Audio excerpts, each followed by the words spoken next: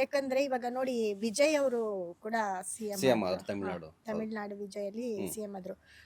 ಅವ್ರದ್ದು ಕಟಕ ಲಗ್ನ, ಹ್ಮ್ ಅವ್ರಿಗೆ ಸೂರ್ಯ ಮತ್ತೆ ಇದೇ ಶನಿ ಶುಕ್ರ ಎಲ್ಲ ಅವ್ರಿಗೆ ತುಂಬಾ ಚೆನ್ನಾಗಿದ್ರು ಅವ್ರ ಜಾತಕದಲ್ಲಿ. ಆದ್ರೆ ಅವ್ರಿಗೆ ಟೈಮ್ ಬರಬೇಕು. ಶುಕ್ರ ಯೋಗಕಾರಕ. ಶುಕ್ರ ದಶ ನಡೆದು 10 ವರ್ಷ ಆದ್ಮೇಲೆ ಅವರು ಸಿಎಂ ಆದ್ರು. ಇನ್ನೊಂದು 10 ವರ್ಷ ಇದೆ.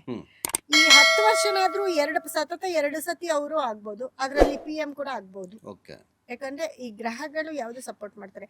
ಅದೇ ರೀತಿ DK ಶಿವಕುಮಾರ್ ಅವ್ರಿಗೂ ಕೂಡ ಶನಿ ದಶೆ ಆಲ್ರೆಡಿ ಸ್ಟಾರ್ಟ್ ಆಗಿದೆ. ಶನಿ ದಶೆ ಸ್ಟಾರ್ಟ್ ಆಗಿ 2015 ಇಂದಾನೆ ಸ್ಟಾರ್ಟ್ ಆಯ್ತು. ಶನಿ ದಶ ಸ್ಟಾರ್ಟ್ ಆದಾಗ ಕೆಲವೊಂದು ಸತಿ ಕೆಟ್ಟದಾಗತ್ತೆ ಫಸ್ಟ್ ಸ್ಟಾರ್ಟಿಂಗು, ಆಮೇಲೆ ಒಳ್ಳೇದಾಗತ್ತೆ. ಯಾಕಂದ್ರೆ ಭುಕ್ತಿಗಳು ಇಂಪಾರ್ಟೆಂಟ್ ಆಗಿರುತ್ತೆ. ಅವರ ಒಂದು ಜಾತಕದಲ್ಲಿ ಎಲ್ಲ ಗ್ರಹಗಳು ತುಂಬಾ ಚೆನ್ನಾಗಿ ತುಂಬಾ ಬಲವಾಗಿದ್ದಾವೆ. ಆಯ್ತಾ. ಶುಕ್ರ ಕೂಡ ಅವರ ರಾಶಿಗೆ 11ನೇ ಮನೆಯಲ್ಲಿ ಲಾಭ ಸ್ಥಾನದಲ್ಲಿದ್ದಾನೆ. ಅದೇ ರೀತಿ ರಾಶಿಯಾಧಿಪತಿ ಅವನಾಗಿರ್ತಾನೆ. ಜೊತೆಗೆ ಕುಜ ಲಗ್ನಾಧಿಪತಿ ಕುಜ ಅವ್ರಿಗೆ ತುಂಬಾ ಫೇವರ್ ಆಗಿ ಸುಖ ಸ್ಥಾನದಲ್ಲಿದ್ದಾನೆ.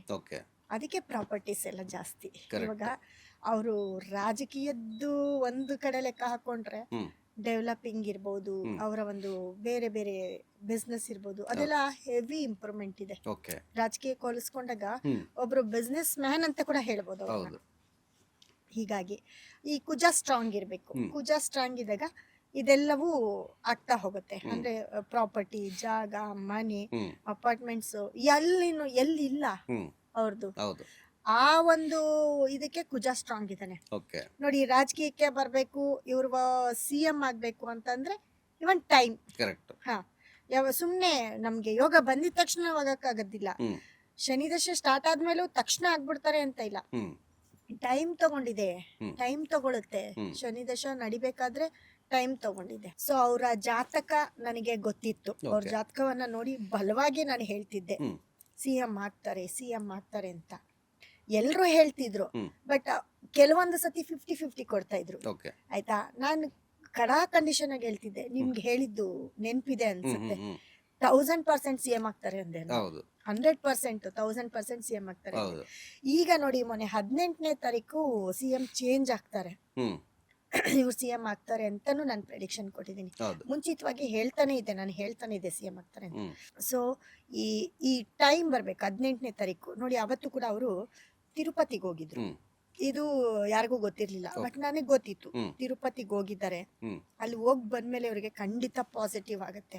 ಅದನ್ನು ಹೇಳ್ದೆ. ಹೀಗೆ ಇವರು ಇನ್ ಸ್ವಲ್ಪ ದಿನ ಇನ್ನೊಂದ್ 2-3 ಟೆಂಪಲ್ಸ್ ಇರ್ತವೆ. ಯಾಕಂದ್ರೆ ಪರಿಹಾರ ಸ್ಥಳಗಳಿರುತ್ತೆ. ಅದಕ್ಕೆಲ್ಲ ಹೋಗ್ ಬಂದ್ರೆ ಮುಗೀತು ಇವ್ರು CM ಅಂತ. ಯಾಕಂದ್ರೆ ಆ ಗ್ರಹಗಳ ಒಂದು ಟೆಂಪಲ್ಸ್ ಇರ್ತಾವಲ್ಲ, ಅವು ಬಲವಾಗಿರ್ತವೆ. ಅವನ್ನ ನಾವು ಬೇಡ್ಕೊಂಡಾಗ ಹೋಗ್ ಬಂದಾಗ ನೋಡಿ, ವಿಜಯ್ ಅವರು ಕೂಡ ತಿರುಚೆಂದೂರ್ಗೆ ಹೋಗಿದ್ರು. ಅಂದ್ರೆ ಕುಜ ಸ್ಟ್ರಾಂಗ್ ಆಗ್ತಾನೆ. ಸುಬ್ರಹ್ಮಣ್ಯನ ಒಂದು ಟೆಂಪಲ್ಗೆ ಹೋಗಿದ್ರು. ಅಲ್ಲಿಂದ ಬಂದ್ರು. ವಿಜಯ್ ಅವರ ಒಂದು CM ಸ್ಥಾನಕ್ಕೆ ಅವತ್ತಿನ ಡೇಟ್ ಅಲ್ಲಿ ತ್ರಿಷಾ ಅವರು ತಿರುಪತಿಗೆ ಹೋಗಿದ್ರು. ಅದನ್ನ ನಾನು ಪ್ರೆಡಿಕ್ಷನ್ ಕೊಟ್ಟಿದ್ದೀನಿ. ವಿಜಯ್ ಅವರು CM ಆಗ್ತಿದ್ದಾರೆ. ಅವರು ಇದಕ್ಕೆ ಹೋಗಿದ್ದಾರೆ ಅಂದ್ರೆ ಅನೌನ್ಸ್ಮೆಂಟ್ ಅಂದ್ರೆ ಕೌಂಟಿಂಗ್ ಡೇ ದಿನನೇ. ತ್ರಿಷಾ ಅವರು CM ಇದು ತಿರುಪತಿಗೆ ಹೋಗಿ ಅಲ್ಲಿಂದ ಹಾಗೆ ಬಂದ್ರು. ಒಂದ್ ಟೆಂಪಲ್ ಪಾಸಿಟಿವ್ ಹೇಗಿರುತ್ತೆ, ಇವರು ಕೂಡ ಈ 18ನೇ ತಾರೀಕು ಇದಕ್ಕೆ ಹೋಗಿದ್ದಾರೆ. ಅಂದ್ರೆ ಅವತ್ತು ಅವ್ರಿಗೆ ನಕ್ಷತ್ರ ಕೃತಿಕಾ ನಕ್ಷತ್ರ. ಆದ್ರೆ ಅವತ್ತಿನ ದಿನ ರೋಹಿಣಿ ನಕ್ಷತ್ರ ಇತ್ತು. ರೋಹಿಣಿ ನಕ್ಷತ್ರ ಇವ್ರಿಗೆ ತುಂಬಾ ಸಂಪತ್ತಾರೆ ಆಗತ್ತೆ. ನಾನು ಅದನ್ನು ಹೇಳ್ದೆ. ಇವತ್ತು ಅವ್ರಿಗೆ ನಕ್ಷತ್ರ ತುಂಬಾ ಫೇವ್ರೇಟ್. ಅವ್ರಿಗೆ ಎಲ್ಲವನ್ನು ಸಾಧನೆ ಮಾಡುವಂತದ್ದು, ಅವ್ರು ಕೇಳಿದ್ದೆಲ್ಲ ಕೊಡೋ ಅಂತ ನಕ್ಷತ್ರ. ಇವತ್ತಿನ ದಿನ ಅವರು ತಿರುಪತಿಗೆ ಹೋಗಿದ್ದಾರೆ ಅಂದ್ರೆ ಅವ್ರ ಕೆಲಸ ಸಕ್ಸಸ್ ಅಂತ ಅರ್ಥ. ಅವತ್ತು ಕೂಡ ನಾನು ಅದೇ ಪ್ರೆಡಿಕ್ಷನ್ ಕೊಟ್ಟಿದ್ದೀನಿ. ಇವತ್ತು ಹೇಳ್ತಿದ್ದೀನಿ, DK ಶಿವಕುಮಾರ್ ಅವರೇ CM ಆಗೋದು. ಲೇಟೆಸ್ಟ್ ಹಾಗೂ ಇಂಟ್ರೆಸ್ಟಿಂಗ್ ಸುದ್ದಿಗಳಿಗಾಗಿ ಬಾಸ್ ಟಿವಿ ಕನ್ನಡ ಚಾನೆಲ್ನ ಸಬ್ಸ್ಕ್ರೈಬ್ ಮಾಡಿ. ಹಾಗೆಯೇ ಬೆಲ್ ಐಕಾನ್ ಪ್ರೆಸ್ ಮಾಡಿ. ಇದರ ಜೊತೆಗೆ ಫೇಸ್ಬುಕ್, ಇನ್ಸ್ಟಾಗ್ರಾಮ್, X ನಲ್ಲೂ ಮಿಸ್ ಮಾಡದೆ ಫಾಲೋ ಮಾಡಿ.